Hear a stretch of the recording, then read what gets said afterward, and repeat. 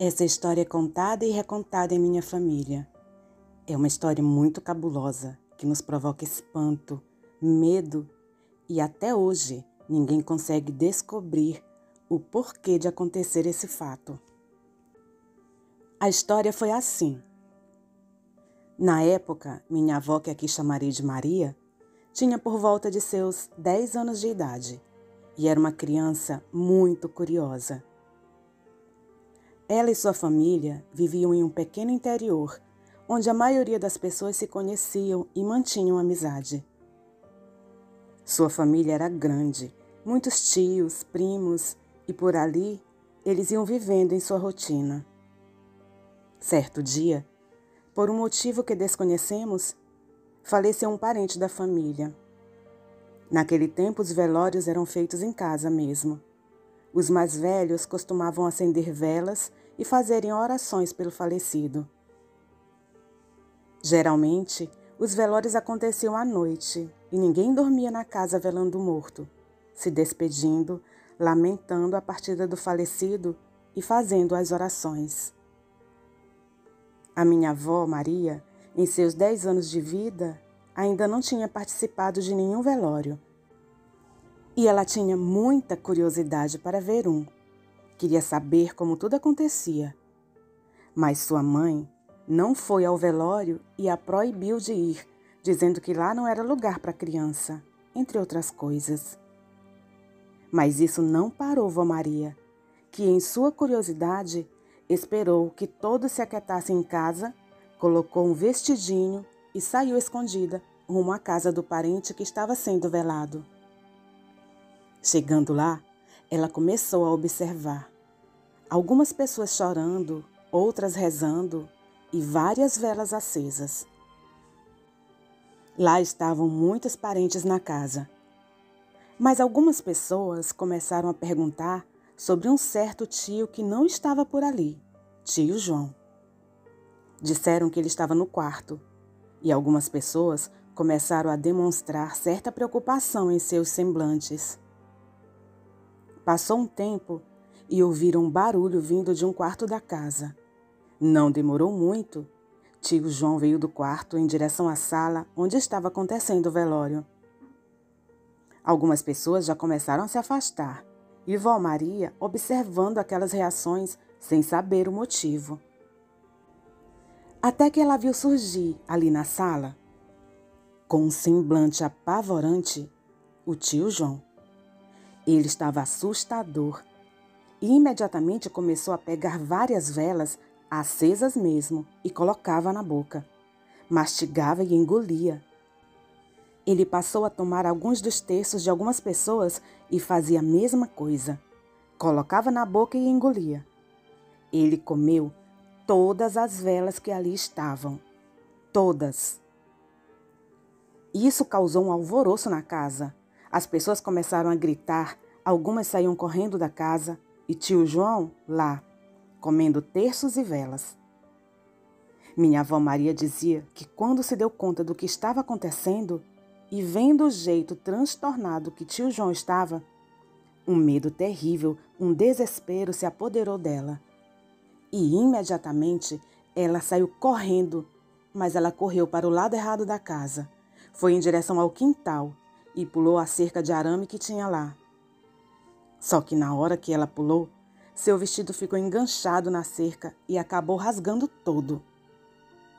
Ela, desesperada para sair dali, correu com o vestido todo rasgado mesmo. Chegou em casa apavorada e cansada. Sua mãe, quando a viu, perguntou o que havia acontecido e de onde ela estava vindo àquela hora. Ela acabou contando tudo à sua mãe, que a repreendeu fortemente e ainda completou. Era por isso que eu não queria que você fosse ao velório e eu também não fui. Toda a nossa família sabe o que acontece com o João quando ele vê um velório. Ele se transforma, faz uma arruaça danada, come vela, come terço e ai de quem tentar impedir. Ele deve ter se soltado não sei como, pois os irmãos dele haviam deixado ele preso no quarto, amarrado na rede. E essa reação dele acontece no velório de qualquer pessoa, seja da família ou não. Ninguém sabe ao certo por que ele fica desse jeito nos velórios. Temos a impressão que ele não quer que seja feita nenhuma oração pelos falecidos. Por isso ele come as velas e os terços. Vó Maria conta que depois que sua mãe disse isso para ela, ela ficou com muito medo do tio João. No dia seguinte, ela até o viu passando na rua e parecia normal. Nem parecia aquele homem transtornado da noite anterior. O que se sabe é que se ele presenciasse algum velório, ele se transformava. O motivo disso, ninguém nunca soube. Boa noite. Nossos agradecimentos a Camila, que nos enviou esse fato incrível que aconteceu em sua família. O que será que acontecia com o tio João para que ele tivesse essa reação nos velórios? Você tem alguma ideia? Conte pra gente nos comentários. Obrigada a todos pela presença.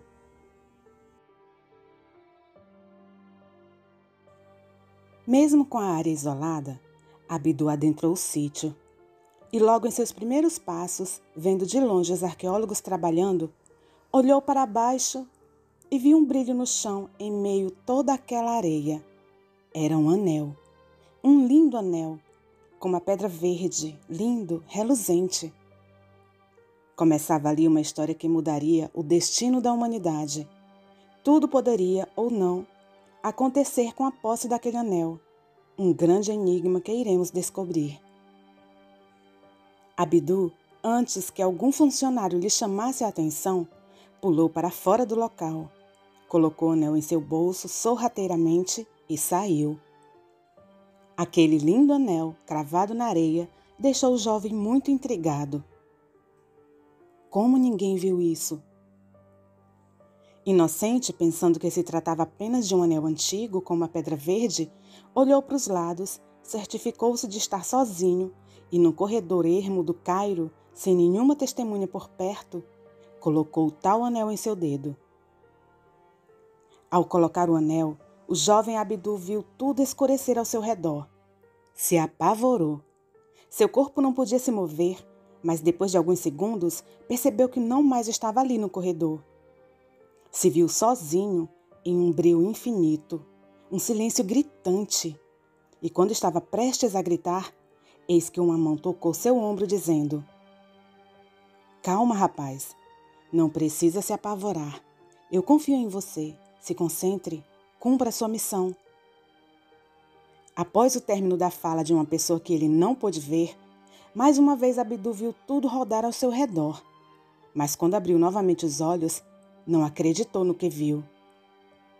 Como um sonho maluco, como em um de seus capítulos dos livros, estava no Egito, mas não no seu tempo, sim no Egito antigo, na construção das pirâmides. Ele estava no meio dos escravos, sendo açoitado pelos cruéis castigadores do poderoso faraó. Abidu pensou estar em um sonho, vendo sua pele bronzeada do cruel sol egípcio. Estava em fila a buscar alimentos e água. Mas como? Como seria possível? Eram milhares na construção da pirâmide, uma obra realmente faraônica. Abidu procurou se comunicar com o escravo ao seu lado, mesmo achando aquilo tudo um sonho fantástico. "Estou confuso, me ajude. Onde estou? Minha cabeça dói demais." O homem, com um olhar amedrontado, retrucou: "Fique quieto. Não podemos conversar, vamos ser castigados. Olhe para baixo, não fale comigo, não fale mais comigo." As palavras do escravo mostraram para Abidu o quanto eram severos os castigadores. Ele se alimentou, não entendendo do tal sonho, pois ainda lembrava de tudo. Lembrava de ter colocado o anel, lembrava da mão em seu ombro, do corredor ermo. Olhou para seu dedo e viu que ainda estava lá, o lindo anel. E com medo, tratou logo de esconder. Ainda não sabia o porquê de estar ali, logo ali no Egito Antigo, e quem era o tal homem misterioso que teria tocado seu ombro. Tentou se comunicar com outro escravo. Por favor, me ajude. Meu nome é Abidu. Eu não estou entendendo nada que está acontecendo. Eu estava no Cairo, saindo da minha escola. Agora estou aqui. Cairo? Escola? Não estou entendendo do que você está falando. Fique quieto. Não podemos conversar. O que você quer? Ser castigado? Estou apavorado. Não sei onde estou. Estou com medo. Se alimente, descanse. Amanhã temos que puxar as pedras maiores. Fique com a boca fechada para não ser açoitado. Com a fala do escravo, Abidu passou a acreditar em tudo o que estava acontecendo. Realmente, ele estava vivendo tudo aquilo. Ele viu que o anel era mágico e por causa dele estava naquele tempo. Então olhou para o anel e pensou em outra coisa. É isso! Claro! Como não pensei nisso? Pensou no Jardim do Éden, no início da criação do mundo. Automaticamente se viu no meio de uma floresta imensa, com árvores enormes. Era tudo uma loucura, mas ao mesmo tempo era tudo muito claro. Porque o anel realmente o teletransportava para os locais que quisesse estar. Abidu, contestador como sempre, se deparou com uma grande oportunidade que era mudar os rumos da humanidade. Ingenuamente, pensou ser Deus naquele momento. Quando estava nos devaneios de seus pensamentos, percebeu que estava em cima de uma árvore e se amedrontou, porque estava no corpo de um corvo. Sim, ele era um corvo. Estava junto aos outros animais do Jardim do Éden. Mais um fator de tudo ser real, pois humanos só tinham dois: Adão e Eva naquele momento no tempo. Ele ouviu um barulho, era uma linda serpente prateada com olhos vermelhos, e Abidu, ou corvo, sabia bem de quem se tratava. A história da serpente a tentar Eva era muito conhecida. A serpente rastejou sorrateiramente entre as gramas, e o corvo a observar. Era tudo muito intenso e real. O corvo ficava ali a olhar a serpente indo em direção da grande árvore no meio do jardim, a tal árvore do fruto. Ao olhar de longe, por entre os galhos, o corvo percebeu que a serpente estava indo em direção a Eva e rapidamente voou em direção à mulher, para não deixar que fosse enganada. Ele viu ali uma ótima oportunidade de salvar o mundo. O corvo pousou no ombro de Eva, a primeira entre as mulheres. Não coma do fruto que a serpente irá lhe oferecer. Se fizer isso, toda a humanidade pagará por essa transgressão. Por favor, resista, não ceda. Por favor, Eva, faça diferente a história do mundo. Eva não teve reação nenhuma, apenas ficou a olhar o corvo. Já a serpente ficou a esperar a conversa dos dois. Ela estava decidida a tentar Eva. E vendo que o corvo voou para uma árvore mais distante, foi em direção da mulher. O corvo ficou em um galho de árvore já distante, com a certeza que Eva não iria cair na tentação, pois já teria ouvido seu conselho. Ao contrário do que ele pensava, ela comeu o fruto, transgrediu, não seguiu o conselho que lhe foi dado.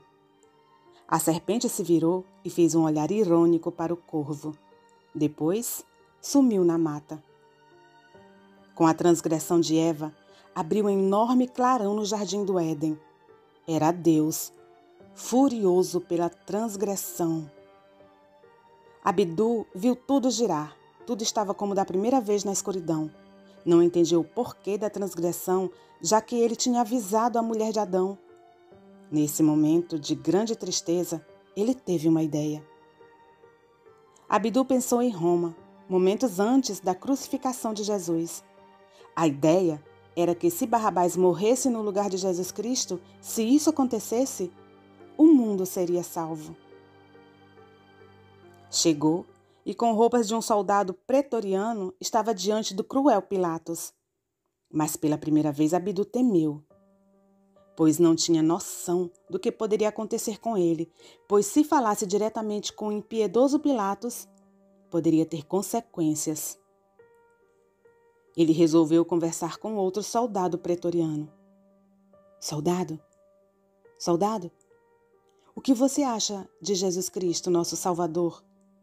Pode ser crucificado? Salvador? O que é isso? Ele é um prisioneiro romano, nada mais que isso. O povo vai escolher, o povo decide. Por favor, pare de conversar comigo. Ainda não entendia que Jesus Cristo ainda não era o Salvador naquele momento. Jesus era, sim, apenas mais um prisioneiro romano, como o soldado tinha dito. Chega o momento, e Pilatos pede para entrar os prisioneiros. Abdu sentiu uma grande emoção e decepção ao mesmo tempo, porque estava vendo ali passar à sua frente o Cristo Jesus, o real Salvador do mundo. Quando estava prestes a interromper a fala de Pilatos, o tirano, Jesus Cristo olhou para ele e em pensamento falou: Não, meu filho, não interfira.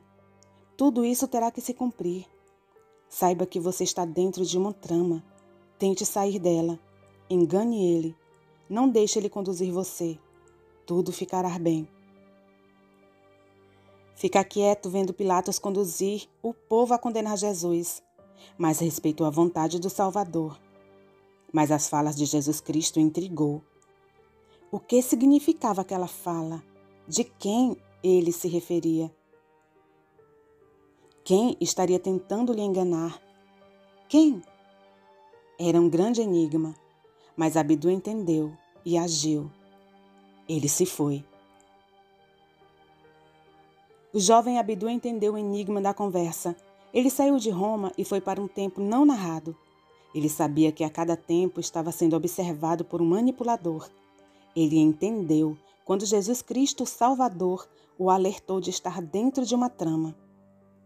Depois do mistério, Abdu foi para o inferno. Ele entendeu toda a trama. Ele entendeu a mão que tocou seu ombro. Ele entendeu o anel. Ao chegar no inferno, Abdu se viu diante do diabo, sentado em seu trono de fogo. Não era tão horripilante como diziam. Abdu estava imponente, estava firme. O diabo ironicamente falou: Onde fostes, filho de Adão, que não consegui te ver? Sei que não conseguiu me ver. Fui para o futuro. E o futuro você não pode ver. Isso só é permitido ao Criador. O que foi fazer no futuro? Agora você fez minhas vontades. Eu lhe mostrei o anel. Levei você ao sítio arqueológico. Coloquei o anel na sua mão. Foi eu que coloquei a mão no seu ombro e fiz com que voltasse ao passado e fizesse minha vontade. Eu sei. Sabe? Como sabe? Percebi que você queria que eu mudasse o rumo da história. Mas, por mais que o mundo seja difícil, esse é o mundo. Esse é o destino.